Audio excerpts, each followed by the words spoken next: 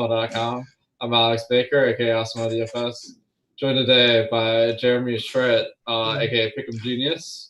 A little bit of deja vu here. Actually, we just opened this a few minutes ago, but we weren't streaming. Now we're live. So, we're kind of expecting some LCS, the American League playoff slates today, but so far nothing's posted. So we're gonna keep an eye on that. A lot of esports going on today between Counter-Strike, Rocket League, and of course League of Legends, which we're talking about. The big slate right now we're talking about is the 6-game LCK and LPL slate tonight. Those are the Chinese and Korean leagues. So there are a lot of differences between these leagues. Most notably right now, if you're watching some playoffs, they're playing best of 5 in the playoffs, but these games are best of 3, and we played some of the American and European slates before. They're usually 1-game matches. So this is all very different. So you got to know what you're playing.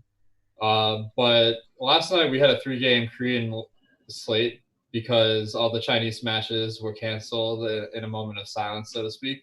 Tonight the Chinese teams are back. So let's start from the ground up, in case anyone is a little bit new here.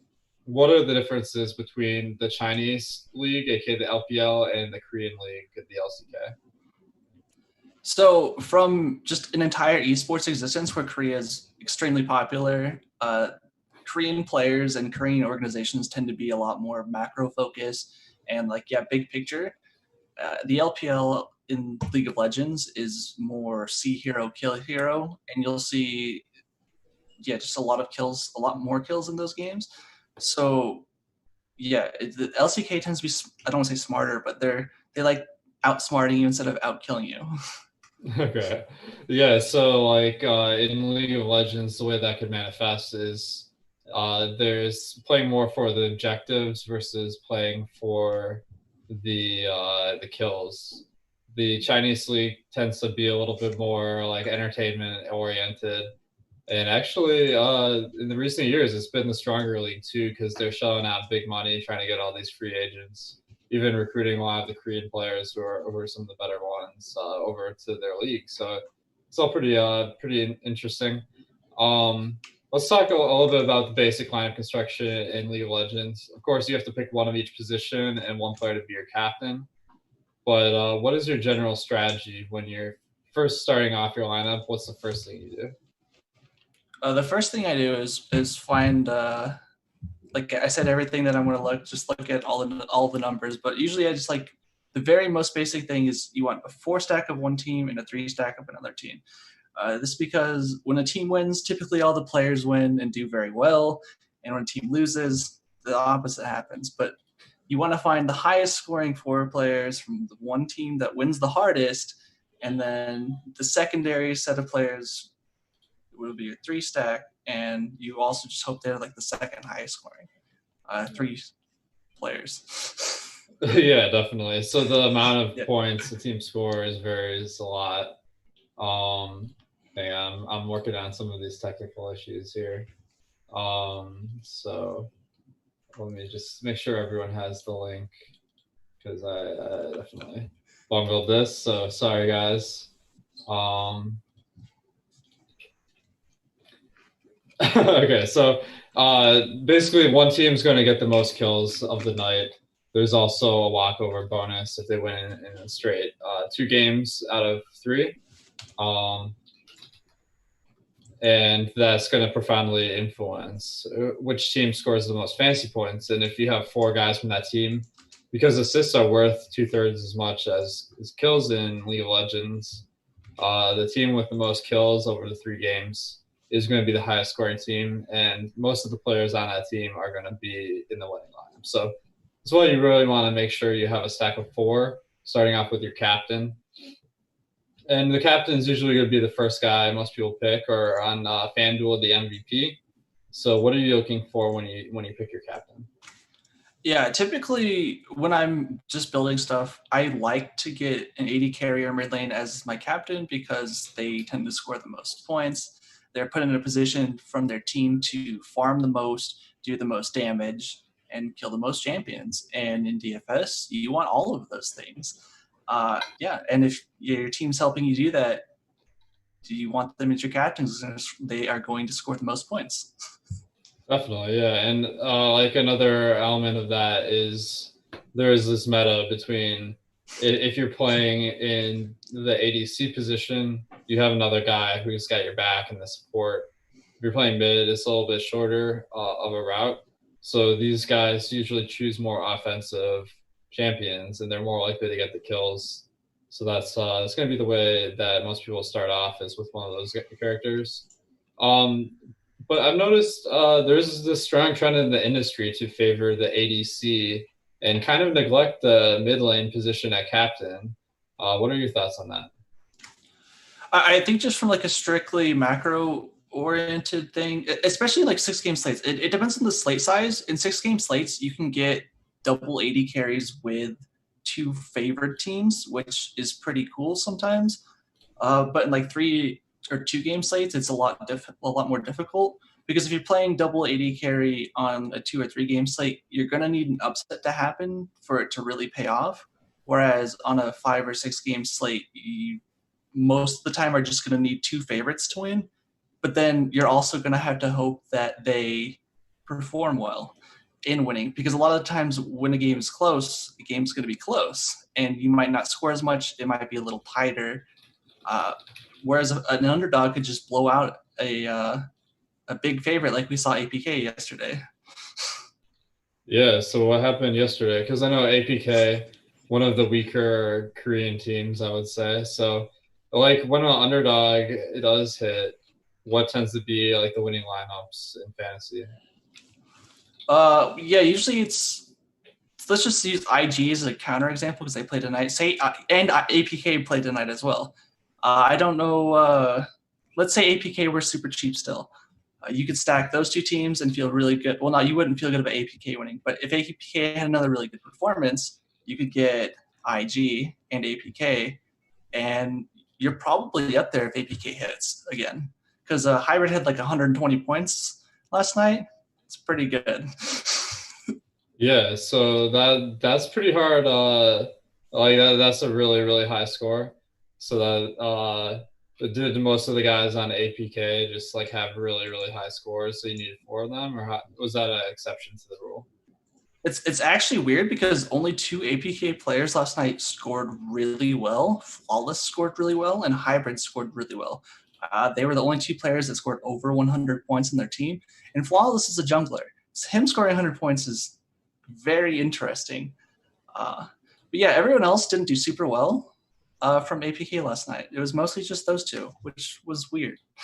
That was a very just abnormal game. Sorry. Pretty interesting slate yesterday. Today we have the LPL back in play, so a little bit more consistency with those teams. So it'll be easier to pick the highest scoring, as long as you have one of those teams as your 4 stack, which is something that I think people realize, and it makes it a little bit safer than these Korean teams. Another issue with the LCK teams is you don't know necessarily who's going to play. And we saw that yesterday. A lot of people had maybe guys that didn't start. So are there guys you're looking to on tonight's slate where it's maybe like, oh, well, like hold off on this guy because he's not guaranteed to be in the lineup? So since we have LPL starting lineups out, so just from the Korean teams, it's mostly, in my opinion, Griffin and Hanwha Life and Afrika. Those 3 teams are who I would be a little bit more skeptical of kind of going all in on. As we've mentioned, it's a good thing that they are the Korean teams, and probably slightly less palatable just from a regional perspective.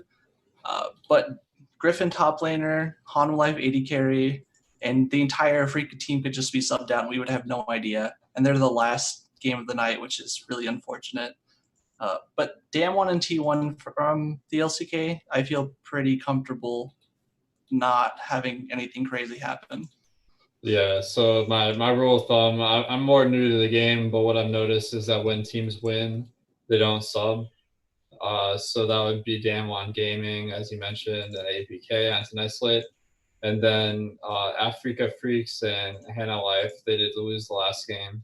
So a little bit less certainty as far as the starters. And if you want to keep up to date with all the rosters, make sure to go behind the paywall, because I have on my top stacks tool all the projected starters that I'm anticipating. And then in projections, I also list the percentage chance I think they will start. In some cases, it's as bad as 50-50. And I'm seeing that today with a couple of players on those teams that we were mentioning. But I'm just going to pull it up here. We got the jungle position on Africa Freaks, Spirit versus Dread. Everyone had Spirit the last game, but it was actually Dread that started. So did you get caught up in that, or did you have the right read on that? I mostly avoided those two because it is like a 50-50, and I wasn't terribly enamored with the matchup anyway. So it was mostly that wasn't a spot I was willing to take a risk. Last night, I was willing to take a risk being very over on Summit, and he was like 8% owned. So that worked out. That worked out pretty well. That was interesting because Summit, I believe, did he not start the previous game? I believe he had started the game before, but they had lost, so there was potential sub out equity, and a lot of people saw that Lonely had been playing pretty frequently. For no one knows why. No one still knows why Lonely was playing. Summit's one of the best top laners in the league, so I will project Summit in more often than I won't.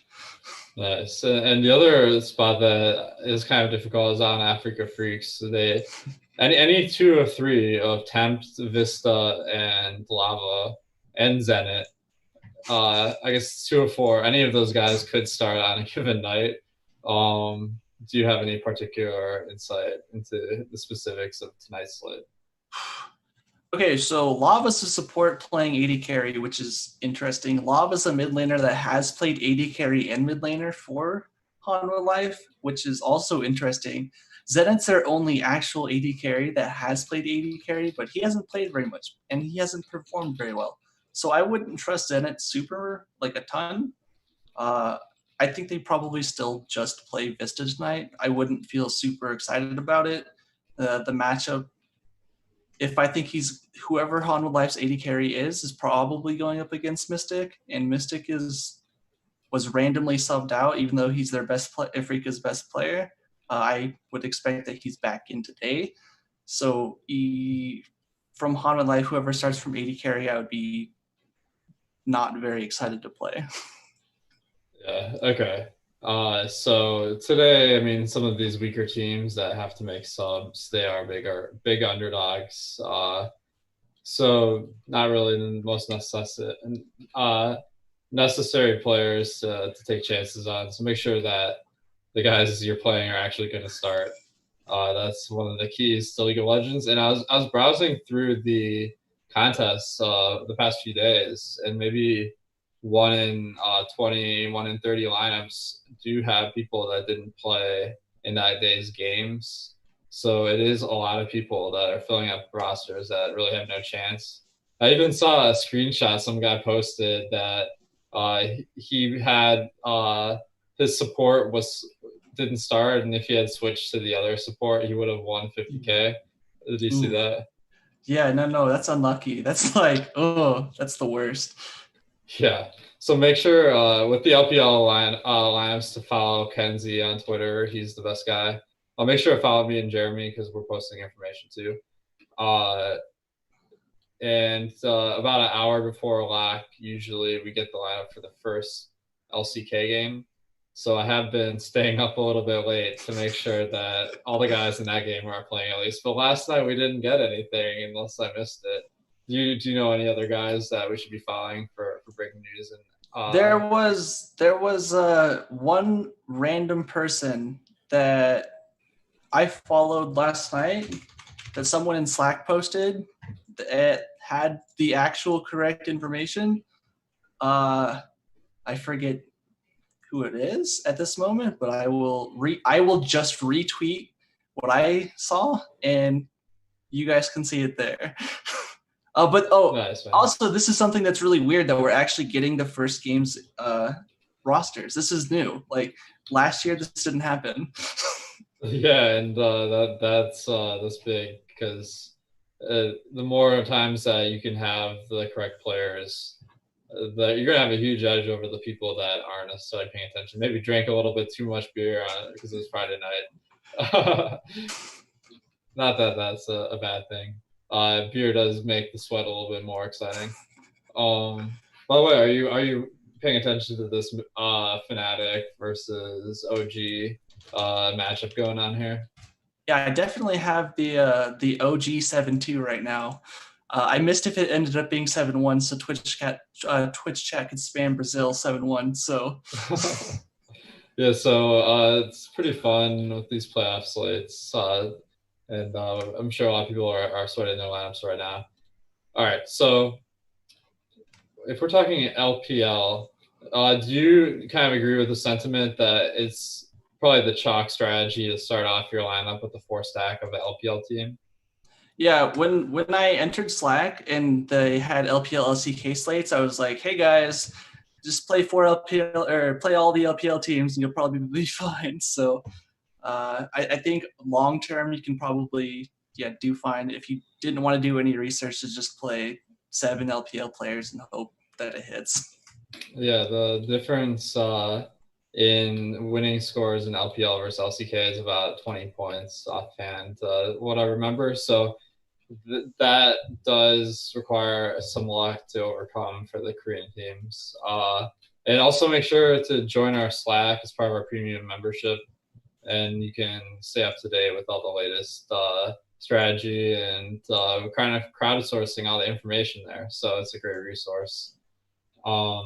Okay, so we got JD Gaming. They're the biggest favorite in the LPL tonight, and they actually have one of their players back today, who is quarantined from the coronavirus, Zoom, and he has the questionable tag right now on DraftKings. So I feel like maybe people won't realize that he's even playing. So I mean, this has got to be like the player you start off your lineup with, maybe, because let's see, so yeah, I think what position does he play again? Top lane. He's okay, so player. you don't want him in captain really then. So you want him in the top position. Between the mid laner and the ADC, Loken and Yagao, do you have any particular preference for who you might start off your lineup with?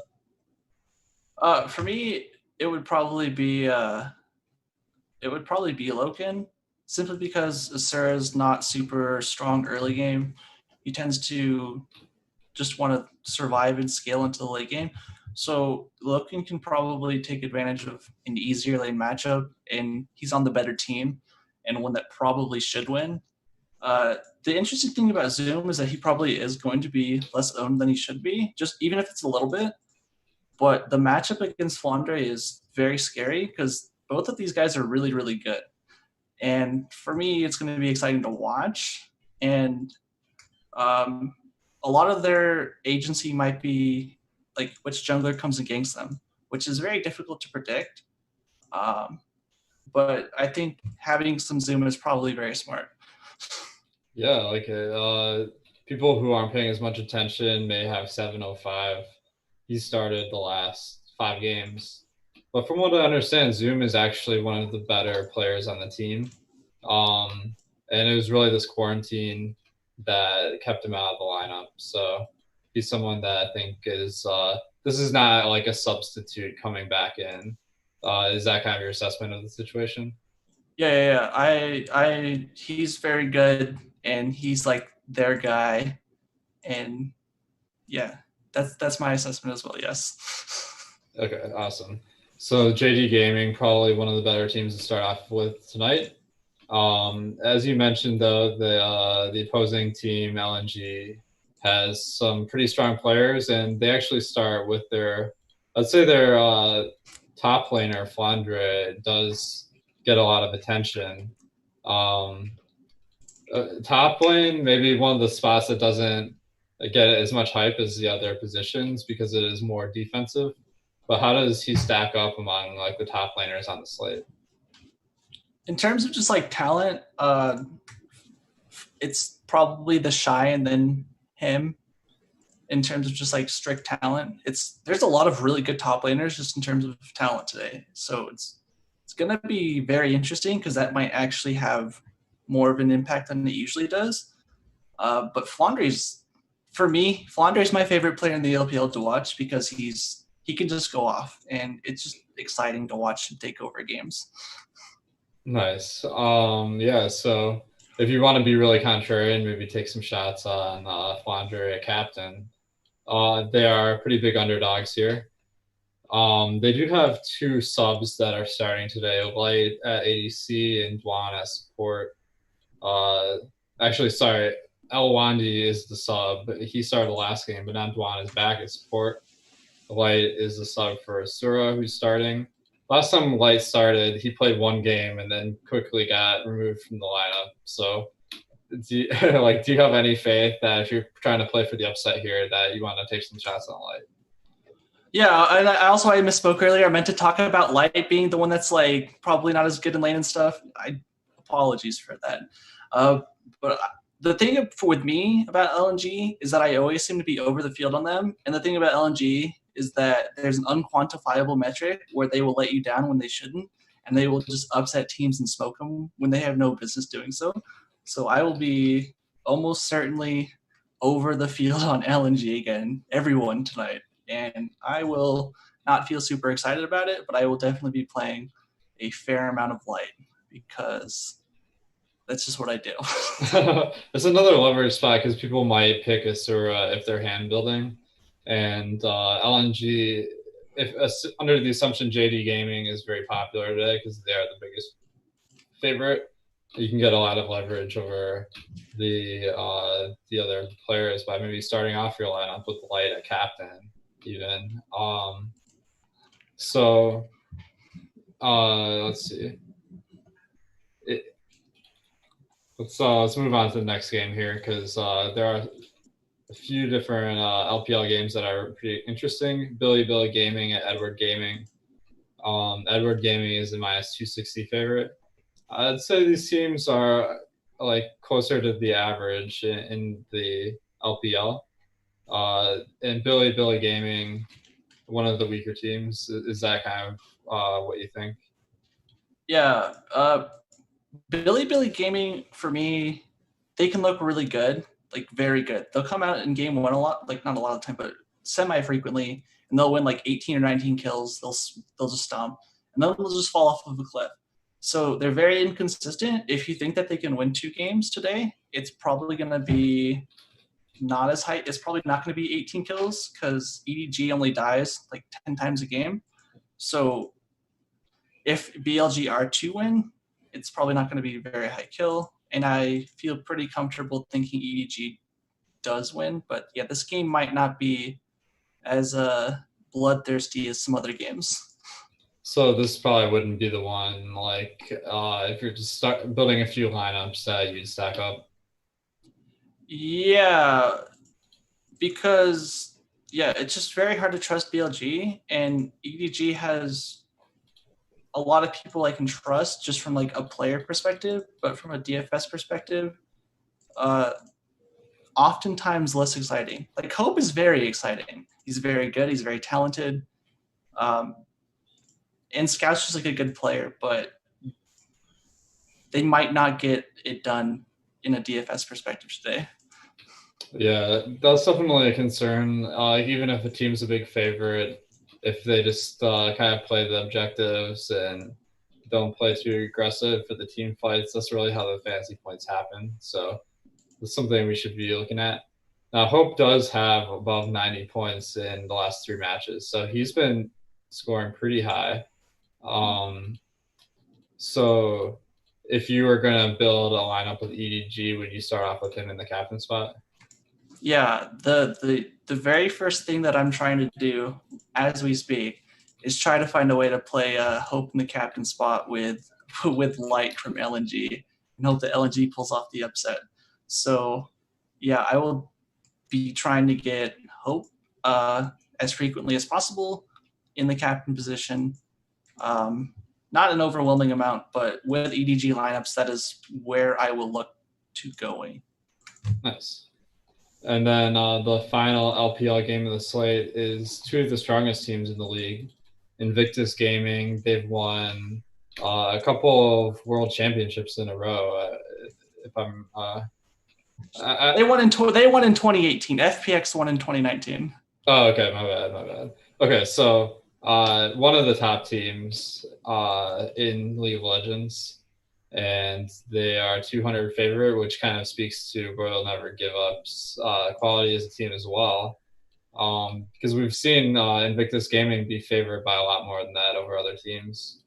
So is this one spot where it's kind of like, is Invictus Gaming in a tougher spot today than normal?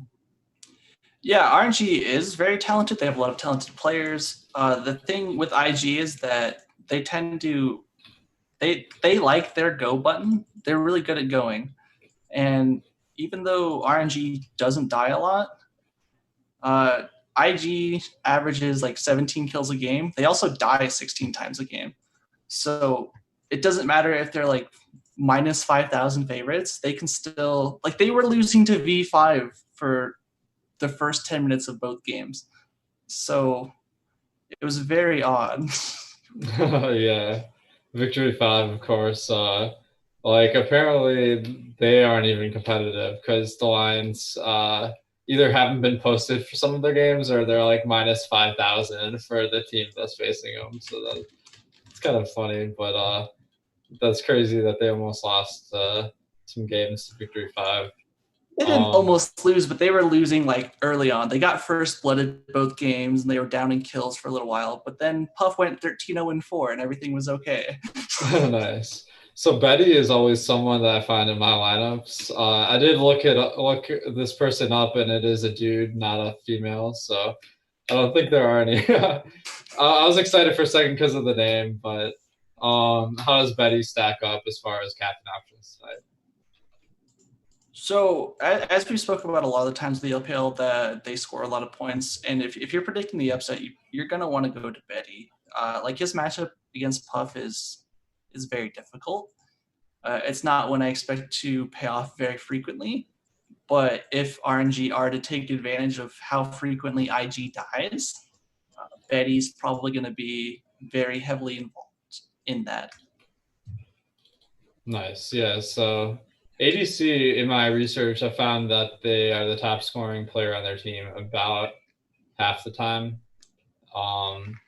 And that when you're taking an underdog team, you're getting these players at not that expensive a price, so you can actually afford to take an ADC at captain. And actually, one thing I didn't realize when I started playing League of Legends DFS is if you pick an ADC at captain, that means you have two ADCs. If you pick a support at captain, you have two supports. So like, there's a huge difference in like the salary expenditures you're spending. So how does that play into your strategy for picking captain? Do you sometimes go support just because you can fit two stronger teams, or do you try to avoid that and try to go for some bigger underdogs? It really depends on if I'm playing cash or not. If I'm playing cash and I can get like two very big, strong favored teams, then I'll play a top laner support captain and feel comfortable that 7 of my 7 players are going to win, probably 2-0, probably score okay. And for cash purposes, that's fine. The things with support is that they oftentimes just don't score as much. They don't farm as much. They don't get as many kills. So you're just limiting your upside by maybe getting some safety.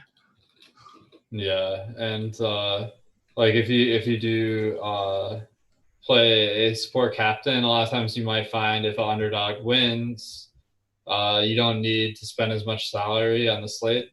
And given that we have 6 underdogs today, it is a little bit more likely for that to happen. So one thing I'm noticing right off the bat here, the JD Gaming, Edward Gaming, and Invictus Gaming are all almost exactly the same price today, of about mid 7Ks. So is that a spot where it becomes hard to build a lineup, or do you think you can build around those teams? I think it's probably going to be very easy. Not very easy, but like pretty simple. I don't think you're going to change a lot because the team, they each have different highest priced guys. Like there's an IG guy, the Shy is the most expensive player, Kanabi's the most expensive jungler, and Hope's the most expensive AD carry. So there's going to be a lot of flexibility within the prices themselves to where the less expensive players for each position from those teams are probably going to be more popular because they're going to be easier to fit into lineups. Yeah, definitely. So just hand building recently, I've been finding that if you want to take the most expensive team and get their best player a captain, it's pretty tough to finish that lineup. So that's why I'm seeing when it comes down to ownership between the captain positions, the support is the second most popular after ADC, which is surprising because it's about the fifth most high scoring of any position. But a lot of these Korean teams are quite a bit cheaper tonight. So let's go to the LCK teams. We got Damwon Gaming plus 300 versus T1. This is going to be the game where we have the lineups most likely. And Damwon Gaming, so T1 is probably one of the top 3 teams in the league. And they have the best player of all time, according to the consensus of Faker. But man, Faker, he might be good in the game, but he doesn't score a lot of fantasy points, at least in these past few. So what's going on with him? Yeah, Faker is, he really, a lot of the times embodies, at least now he does. Earlier when he was a little bit younger, a little more brash, he's a little more aggressive. He liked to style on kids, score some fantasy points. Now his team doesn't need him to do that as much, which is unfortunate, but he's still really good. Probably less good in fantasy purposes, though. Yeah, so maybe the hype is a little bit too high for fantasy. So is it just kind of like, does he play more of an objective-based strategy now, or? Yeah, like T1 in general tend to not really get a ton of kills. Like they beat Griffin yesterday or the day before. They won with like 6 kills. So for a team as good as they are, like they're still second in the LCK in kills, but they tend to not rely on just stomping people. So yeah, they're very difficult to trust. And also, Damwon's been pretty good recently. So yeah. So because T1, they are the biggest favorite on the slate, and they are the 4th most expensive team. So there is a discount you're getting, but they just not have as much upside as some of the other teams. Then. Yeah, like I said, they are like second in kills in the LCK, but they're harder to trust because they don't step on the gas as frequently as you would like them to. Yeah, so maybe Damwon Gaming, I do notice they've had some elite fantasy performances pretty recently. Like last week, they had 3 guys score over 100 points versus APK. Then last night, they really kicked a Freak of Freaks, but Ghost scored 108. Given that they have a 3-game win streak, we can feel pretty confident about the starters. So, like, is it worth playing it for the upside here and hoping that you get some really cheap players that go off? Yeah, something that's been, I don't want to say a problem, but like a problem for Damwon is that sometimes they get too aggressive. Sometimes they'll make plays around the map that don't make sense, and they just do it anyway. It's why they lose a little bit more than you would like them to, but they have that little bit of wild that you might want from an LCK team, and they're playing better recently. They started off the split very poorly. It was just ugly, but they're playing better now, and I wouldn't be super excited to just jam Damwon against probably the best team in the league in T1, but you're not going to probably need a ton to get over the field or even with the field. So taking stabs is on both teams really is probably pretty good. Nice. Yeah, so there tends to be some synergy between the teams that are playing each other as far as fantasy production. Like the winner of certain matchups will on average have higher fantasy scoring. So maybe if Damwon Gaming is a little bit more aggressive, that could allow T1 to rack up some more stats. So Probably not the best team to stack up in Damwon, but they'll be pretty contrarian and they have some decent upside. But APK versus Griffin, these are two of the weaker teams in the league. Griffin they did surprise everyone at their top lane position the other day, starting Antara, where he hadn't started a whole game this season. And then before that, Sword started and Hoya started the game before that. So I'm just crossing off the top lane position for Griffin. And then, I mean, uh, is that what you would do? Yeah, no, definitely. There was a weird narrative thing with Antara in that he had played for T1 prior, so I don't know if that had anything to do with why he played, but it may have been a little bit of the reason why he played against T1. They took a game off of T1, which was kind of insane. It was not a super high kill game, but they've been struggling. Yeah, so Griffin, I was watching a documentary on the Score esports channel, and apparently they just love Griffin. They had a huge rise to fame, but then an epic collapse. So, what's the TLDR for anyone in the audience who's new to esports? Ownership problems and management problems. They were a young team. They came from the challenger scene, and they just stomped everybody. Like they were basically LPL styling on kids last year, which was amazing. I watched them in person last year, and I saw them style on people. It was amazing. Dude, But that's then, sick. Did you go to Korea to see that? Yeah, I went to Korea. Part of it was because of the LCK. Part of it was because Korea's awesome. Right on, man. But yeah, they had some management problems and kind of haven't seemingly risen to their prior glory yet. Okay. So one of the weaker teams in the league now. I'm kind of curious about what the scene is like. So right now everyone's playing online from home, but I assume this was in like a big stadium and stuff. I've heard about it, but what's it like in person? Okay, so LoL Park isn't like a really big place. It's like 500 people. I don't know exactly, but it's like really cozy. It's very comfortable and it's very loud. It's in downtown Seoul and it's very easy to get to and it's very cheap to watch. It was like $17 for both matches. It's very, very affordable. But it's just the environment. It's in a mall. It's part of a mall. But the whole area is just dedicated to league stuff and it's just awesome. That's really cool. Yeah. All right. So hopefully if you're in Korea, like this is such a big if, but I would definitely check that out. Okay, so APK, they've been having some recent success, 3-game win streak, but still only a minus 160 favorite.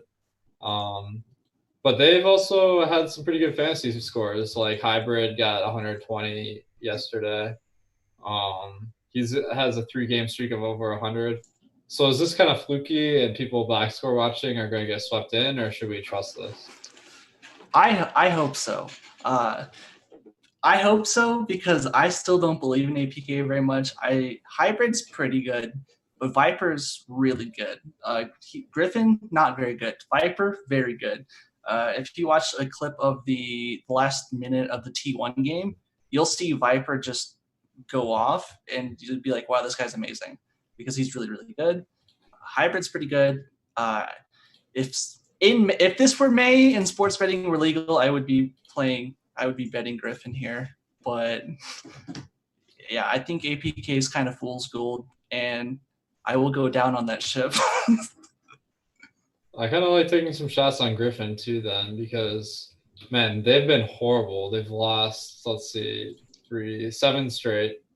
We do know 4 of the starters, like most likely. They do have a backup mid laner, but he hasn't started or played in the game this season. So if you want to maybe get a little contrarian, going with the Tarzan, UCal, Viper, Iroh stack, is that throwing your money away, or would you have a good shot with that? The last time Griffin played APK on Valentine's Day, they won 2-1. Viper scored 112 fantasy points. So yeah, I will definitely be more excited to play Griffin than I will be of APK. I won't be smashing Griffin, but I will have some Viper and others. Awesome. All right, and then the final game we got Hanwha Life Esports versus Africa Freaks. Man, okay, so Africa Freaks, they threw everyone for a loop last game because out of nowhere they started this ADC who hadn't started a game all season in SS. And then people were on Spirit, they started Dread at jungle. And then the previous game they started Ben at support when usually it's Jelly.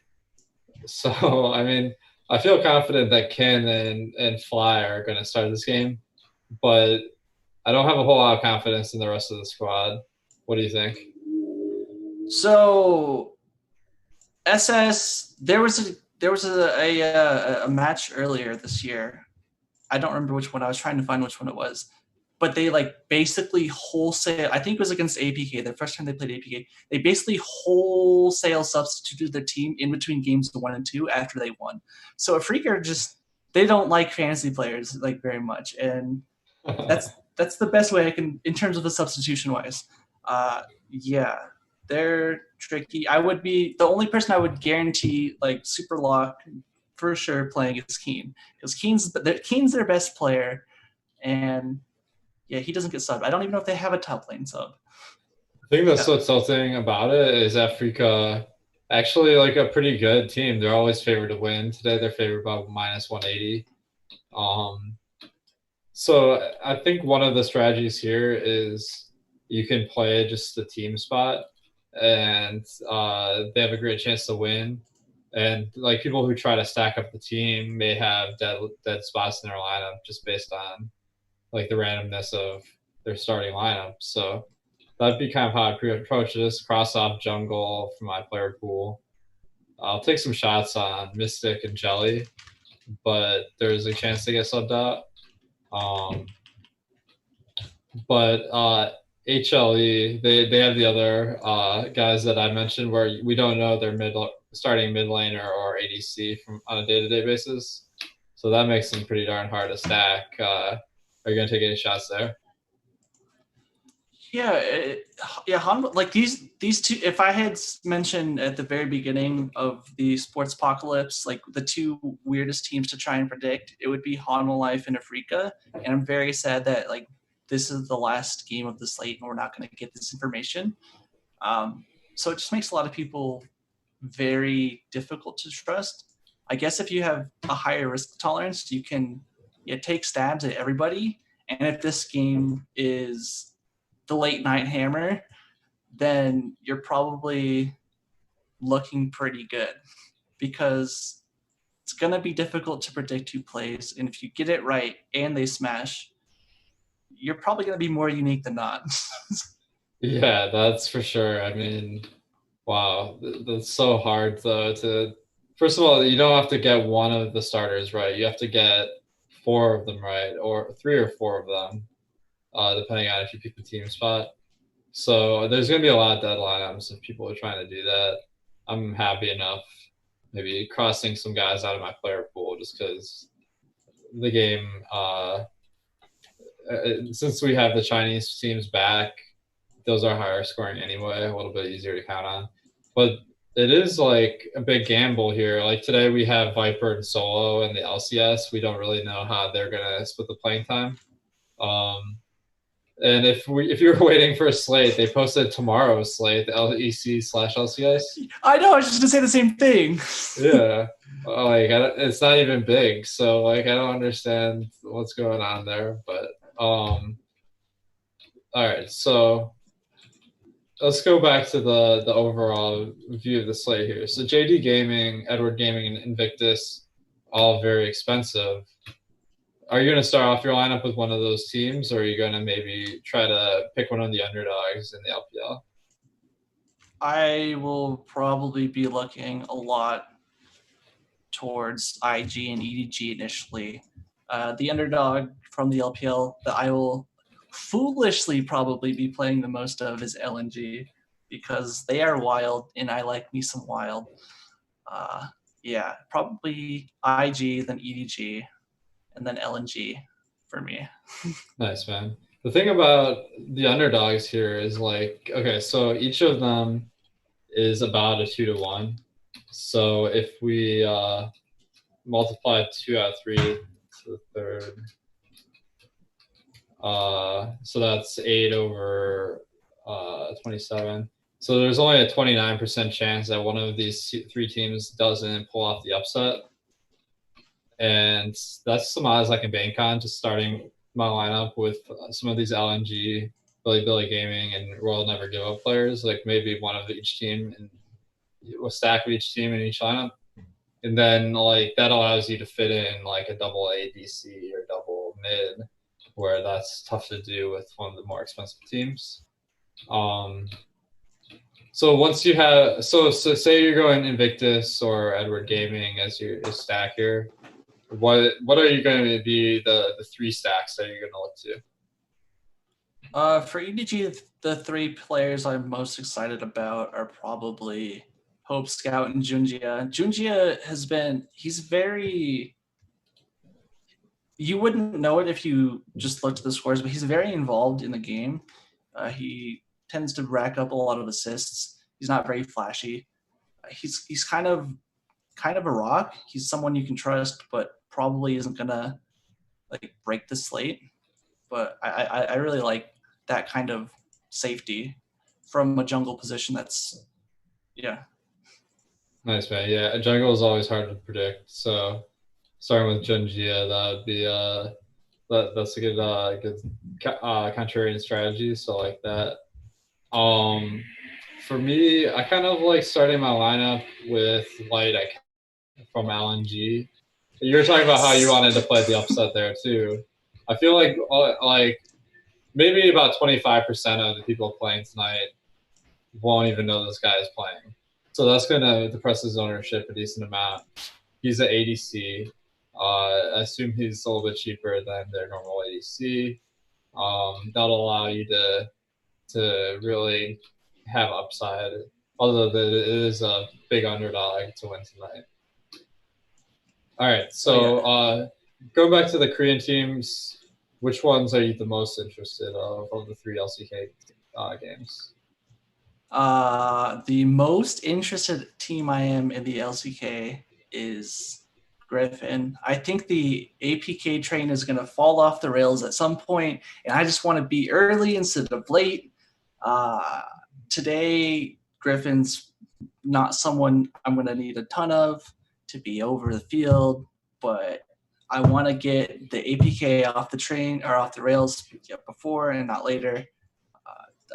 Griffin has a few good players, so yeah, I feel I like their spot. Like APK still dies a ton, so yeah. I like it, man, because APK, they've been putting up the high scores, so I think people are going to chase those guys as far as the LCK teams. But we know that teams that play aggressive, they die more too. So if Griffin wins these games, then they're going to score a lot more than they've been scoring recently. I'll tell you that, because I don't see a score over 60 in the last 2 months. So it's been bad. This is the one day that they have a good shot, so I think it's a good idea. All right, so we're talking just to wrap up. We're starting maybe our lineup with a mid or ADC. Those are the highest upside positions. Support if you want to play like more favorite teams, just so you can afford your lineup. 4-3 stacks are the chalk. Those are probably the best chances to win. But one topic we should touch on real briefly is duplication of lineups, because I had this one lineup that I was doing pretty well last night, and then I was tied with like 50 people and winning $800 when it was 50K to first. So, like, how do we avoid the dupes? If you want to avoid dupes, a lot of the times if you're crunching or even like hand building, let's just say you're playing like LNG and IG, and you're playing 2 AD carries. Say you have like $6,200 left over for your team position. It's like you could play LNG in a 3 stack and you'll have $2,200 left over. Or you could play like Edward Gaming against BLG, and they're 5,800. You'll have $400 left over. You'll be a little bit more different because you're not just 4-3 stacking. You're getting a team that probably should win, probably going to score like 50 to 60 points. Yeah, and they could outscore LNG regardless. Like if LNG scores 55 team points in a 2-0 sweep and EDG scores 60, you just bought 5 points over everyone that just 4-3 stacked. And the crazy thing is, a lot of times the difference between first and like 500th is like 10 points or 5 points or something. So like those points make a huge difference. As you're saying, you kind of make some tweaks off the kind of chalk build, where like if everything fits together a little bit too perfectly, then your chances of being duplicated are a lot higher. So you want to kind of make one decision that may be suboptimal to avoid those lineup trains, I think. All right, guys. So I think we covered the slate pretty thoroughly here. Jeremy, any final thoughts? I am typically more or less risk averse than most people, so my stabs are going to be bigger stabs tonight. I think that if you're feeling exotic, tonight's a good night to do it. LPL teams are fun to play anyway. LCK teams are a little bit more difficult to trust, but you can find spots, and today is really no different. So, yeah, good luck. For sure. Yeah, today should be a good one. Make sure if you're not already a member to sign up, because you get a lot of good information. You get the Slack chat where you can keep up to date with all the latest strategies and the news. You get my projections, ownership projections, and top stacks. Really good tools to have in your arsenal here. So if you haven't tried it yet, make sure to sign up. It's also going to include the Counter-Strike and Rocket League stuff when we put that behind the paywall. And yeah, I hope that we get some big playoff slates in the coming days. And if not, it seems like LCK and LPL slates are really taking off. 200K, 150K prize pools every night. FanDuel added it too. So everyone, good luck and have fun.